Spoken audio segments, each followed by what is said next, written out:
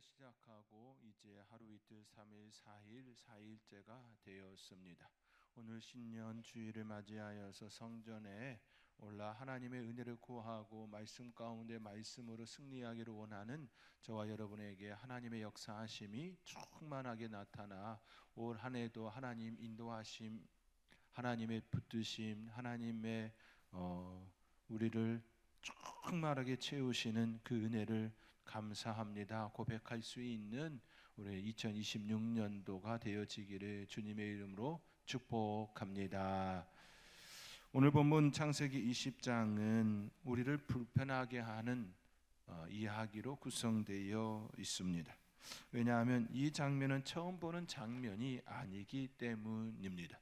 아브라함의 그 인생 가운데에 한 번의 모습만이 아니기 때문이지요. 이미 아브라함은 창세기 12장에서 애굽에 내려갔을 때 똑같은 말을 한 바 있습니다. 그는 내 누이라, 그는 내 누이라. 그리고 그로 인해 사라는 바로의 집으로 들어갔고 하나님께서 개입하셔서 사태를 막으셨던 일이 있습니다. 이미 하나님께서 막아주셨던 일이 있었음에도 불구하고 오늘 본문에는 여전히 아브라함이 그는 내 누이라고 속이는 그 내용으로 구성되어 있습니다.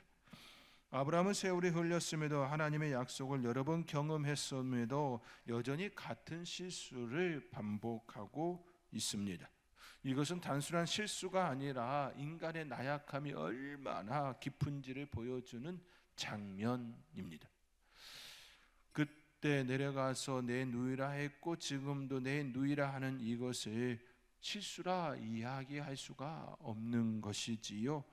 우리는 흔히 시간이 지나면 괜찮아질 것이다, 믿음이 자라면 넘어지지 않을 것이다, 한번 크게 깨달으면 같은 실수는 하지 않을 것이다, 이처럼 생각할 때가 있습니다.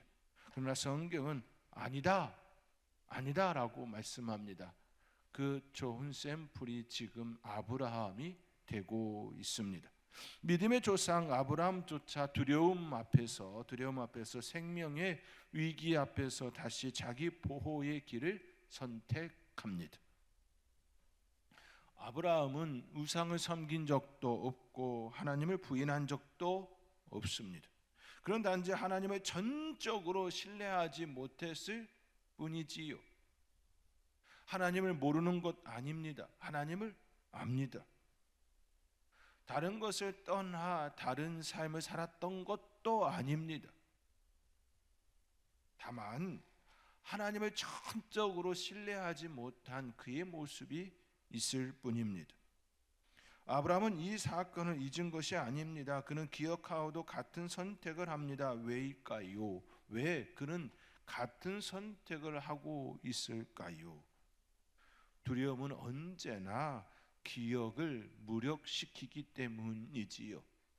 두려움은 내 과거에 하나님께서 나를 붙들어 주셨던 그 사건들을 하나님을 잊어먹게 합니다. 위기가 오면 하나님의 약속보다 하나님의 보호보다 당장의 생존이 더 크게 보입니다.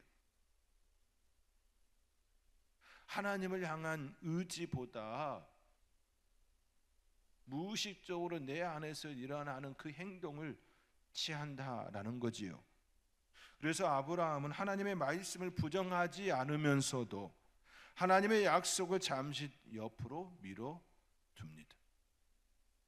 이것이 인간의 나약함입니다. 불신앙이 아니라 불완전한 신뢰입니다. 하나님을 온전히 신뢰하지 못하는 그 모습입니다. 불완전한 신앙에 대하여 신앙이 없다 말할 수 있나요? 아니요. 그렇게 말할 수가 없습니다.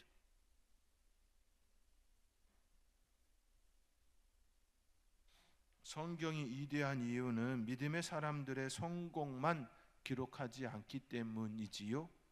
아브라함의 두려움, 실수, 모세의 분노, 백성들 앞에서 분노하는 모세의 모습을 볼 수가 있지요. 하나님보다 자기의 성을 더 크게 내었습니다. 다윗의 무너짐, 남의 아내를 강제로 자기의 힘으로 빼앗은 자, 그리고 자기의 신하를 전쟁터에서 죽게 한 자, 살인자, 다윗의 무너짐, 베드로의 부인, 절대로 부인하지 않겠다라고 외쳤던 그가 금세 부인해버리는 그 모습들, 이 모든 이야기는 너희도 이렇게 실패할 수 있다는 절망이 아니라 그럼에도 불구하고 하나님은 일하신다, 하나님은 그럼에도 불구하고 그들을 붙드셨다입니다. 오늘 본문은 아브라함이 얼마나 위대한가를 말하려는 본문이 아니라 인간의 연약함 위에서 언약을 지키시는 하나님, 그 하나님을 보여주는 본문입니다. 인간의 불완전한 그 믿음, 그럼에도 불구하고 하나님은 여전히 실수하고 넘어지고 깨어지는 그 인간을 붙드시는 그 하나님의 신실하심을 드러냅니다.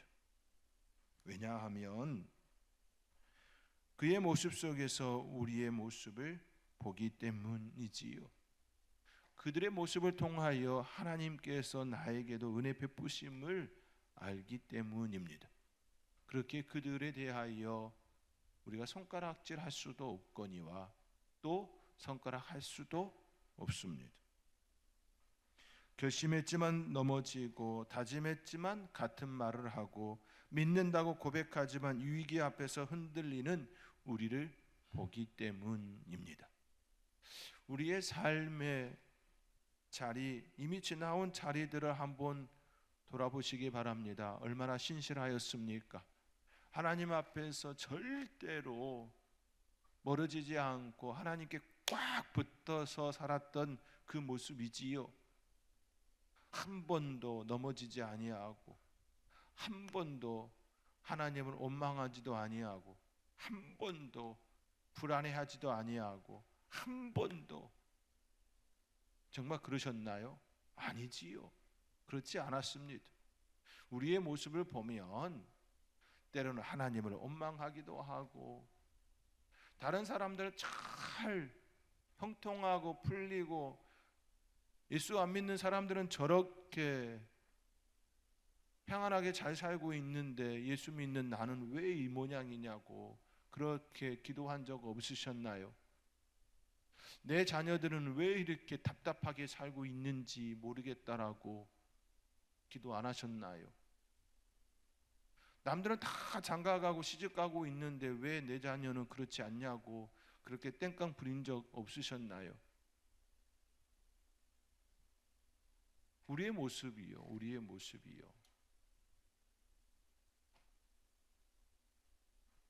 하나님은 여전히 우리에게 은혜 베풀어 주시고 긍휼 베풀어 주시고 사랑의 그 음성을 들려주시는 분이 바로 우리 하나님이십니다. 그럼에도 불구하고 우리를 붙들어 주시는 그 은혜를 늘 고백하며 살아갈 수 있는 저와 여러분이 될 수 있기를 주님의 이름으로 권면드리며 축복합니다. 아브라함이 같은 실수를 반복한 이유는 분명합니다. 그는 자신이 틀린 말을 했다고 생각하지 않았기 때문이지요. 아브라함의 말은 거짓말이 아니었습니다. 사라는 실제로 그의 이복누이였습니다. 이복누이였습니다. 그러나 문제는 이것이지요. 그 말은 사실이었지만 하나님 앞에서 해서는 안 될 말이었습니다.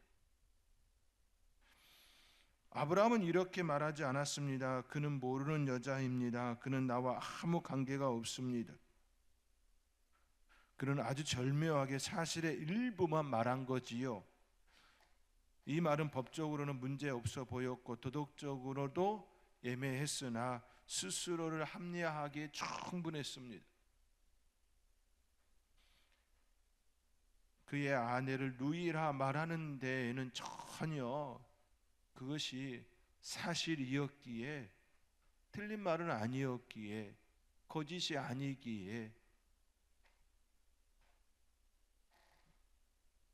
그러나 이것은 하나님께 맡겨야 할 영역을 자기 판단으로 통제하려는 시도였기에 잘못됨입니다.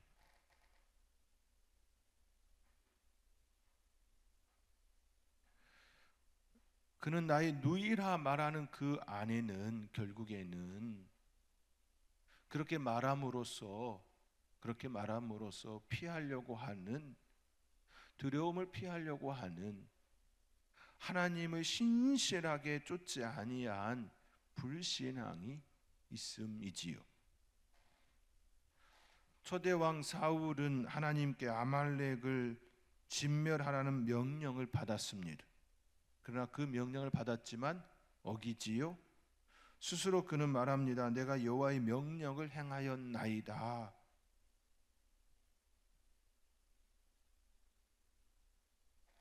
사울은 스스로를 속였습니다. 일부 순종을 전부 순종으로 만들어 버렸습니다. 아브라함과 사울의 공통점입니다. 다 거짓은 아니지요. 분명히 그가 말한 거는 사실이 있었습니다. 그들은 자신의 말을 제로 인식하지 않았습니다. 그래서 회개하지 않았고, 그래서 같은 실수를 반복했습니다. 아브라함은 이렇게 생각했을 가능성이 매우 크지요. 나는 거짓말을 한 것이 아니다.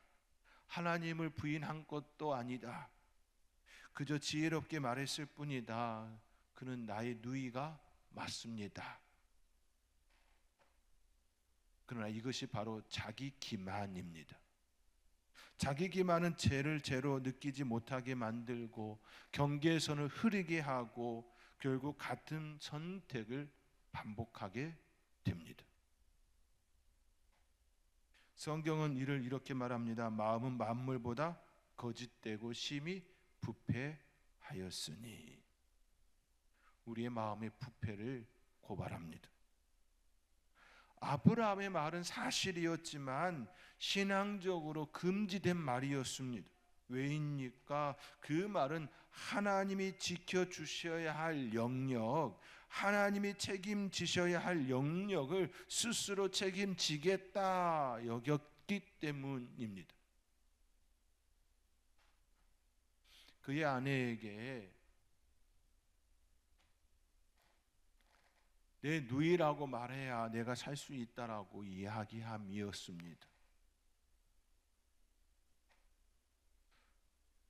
당신 나의 아내라 말하면 내 생명이 지켜지지 않을 거라고 생각하는 그 자체가 문제라는 것이지요.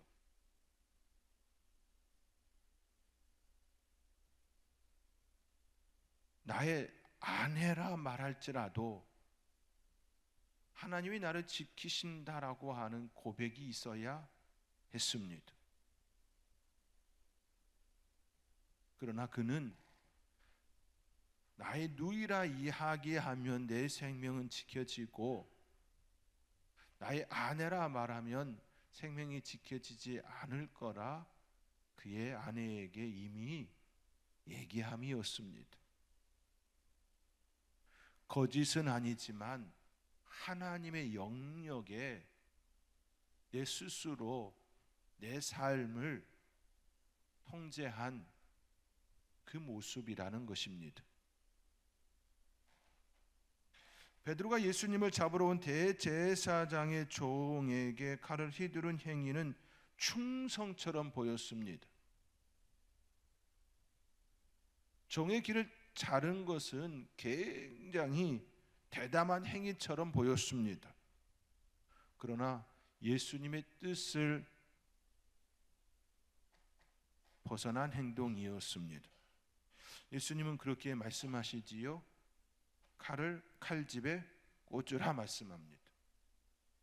어떤 말과 행동은 옳고 그름 이전에 하지 말아야 할 영역이 있습니다.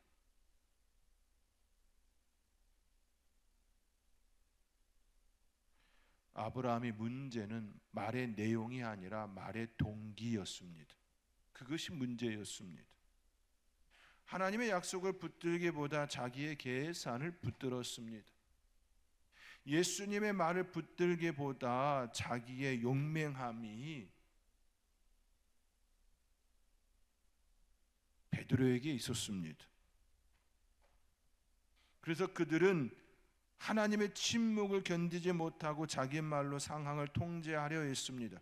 이것이 반복된 실수의 핵심 이유입니다.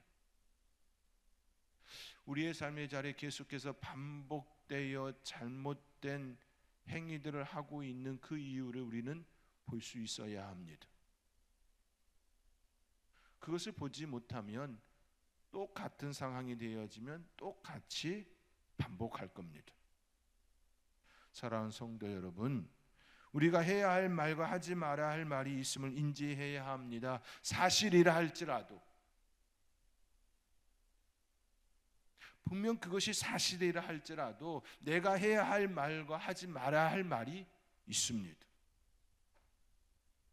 해야 할 때가 있고 하지 말아야 할 때가 있습니다. 아무리 사실이라 할지라도 나의 영역이 있고 하나님의 영역이 있습니다. 그러므로 매사에 내 영역과 하나님의 영역에 대하여 바르게 분별할 수 있도록 하나님 나에게 분별력을 허락해 달라고 구해야 합니다. 아브라함은 그것을 하지 못한 것이었습니다. 저와 여러분의 삶의 자리에 내 영역과 하나님의 영역에 대하여 바르게 고백하며 내가 해야 될 말과 하지 말아야 될 말에 대하여서도 바르게 고백하며 살아갈 수 있는 저와 여러분이 될 수 있기를 주님의 이름으로 권면드립니다. 앞서 우리는 아브라함이 왜 같은 실수를 반복했는지에 대하여 생각해 보았습니다. 그 이유는 단순합니다. 그는 자신이 틀린 말을 했다고 생각하지 않았기 때문이지요. 거짓말이 아니었고 사실이었습니다. 충분히 합리적으로 보였기 때문입니다. 그래서 아브라함은 회개하지 않았고 경계하지 않았고 결국 같은 말을 반복해요 실수하였습니다. 삼손은 한 번에 무너진 것이 아니었습니다. 그는 드릴라 앞에서 조금씩 선을 넘었습니다. 처음엔 거짓말, 다음엔 절반의 거짓말, 결국에는 비밀을 공개했습니다. 삼손은 생각했을 것입니다. 아직은 괜찮다. 아직 선을 넘지 않았다. 그러나 자기 기만은 늘 마지막 선을 보지 못하게 합니다.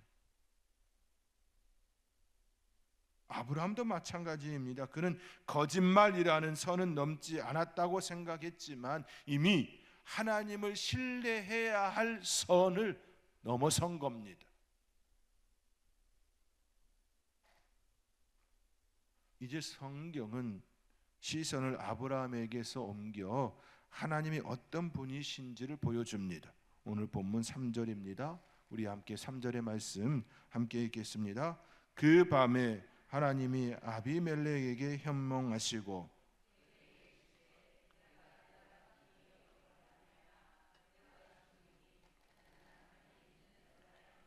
아멘. 그는 남편이 있는 여자임이라. 7절에서는 그 사람의 아내를 돌려보내라. 정확하게 말씀하십니다. 하나님은 밤에 꿈으로 아비멜렉에게 찾아오셔서 가르쳐 주십니다. 내가 데려온 여인은 남편이 있는 여자라. 내가 데려온 여인은 아브라함의 누이다 이렇게 말씀하지 않으십니다. 남편이 있는 여자다.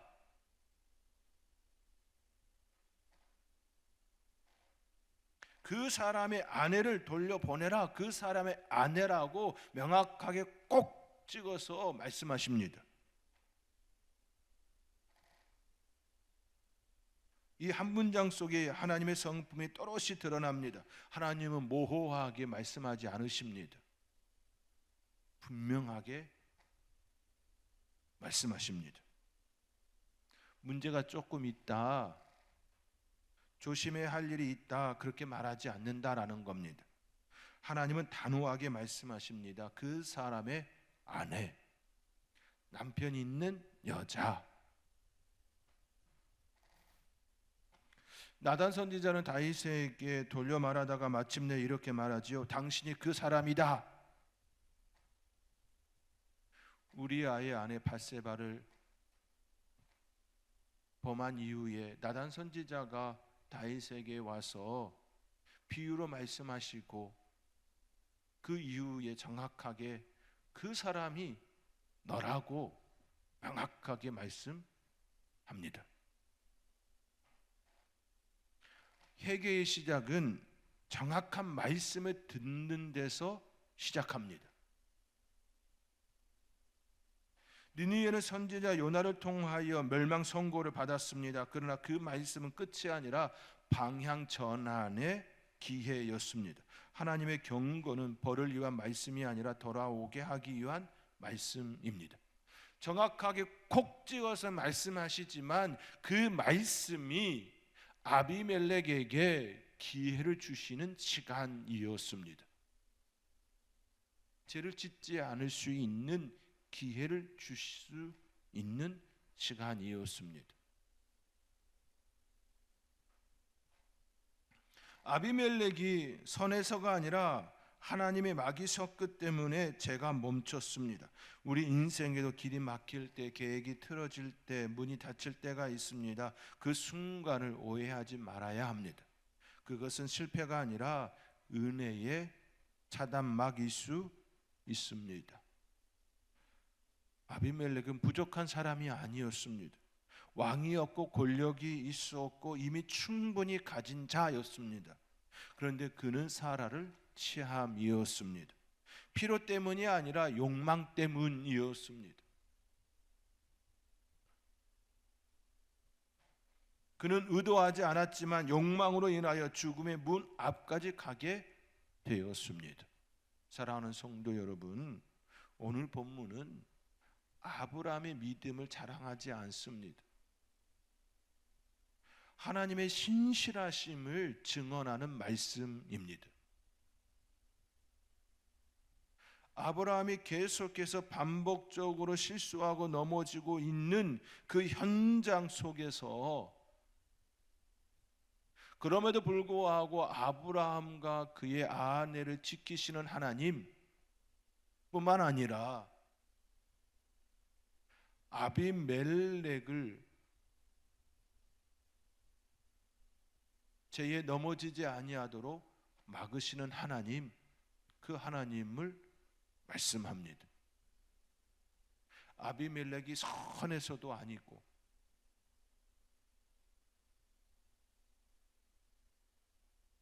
아브라함이 신실해서도 아니었습니다. 하나님이 신실하시기 때문입니다. 말씀은 이것을 우리에게 가르칩니다. 2026년 우리의 삶의 자리도 아브라함처럼 이거는 괜찮은 거야, 이 말은 틀린 말은 아니야, 사실이야 라고 이야기하면서 접근하는 우리의 모습들, 또 한편으로 아비멜렉처럼 있으면서도 욕망에 의하여 야망에 의하여 움켜쥐려고 하는 그것들 우리 안에 일어날 수 있습니다. 하나님께서 막으시는 은혜를, 신실하신 은혜를 주심을 오늘 본문 말씀 통하여 깨달을 수 있기를 원합니다.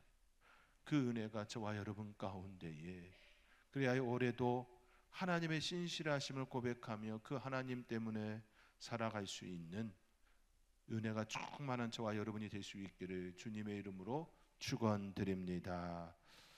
오직 주의 사랑에 매여 내 영 기쁨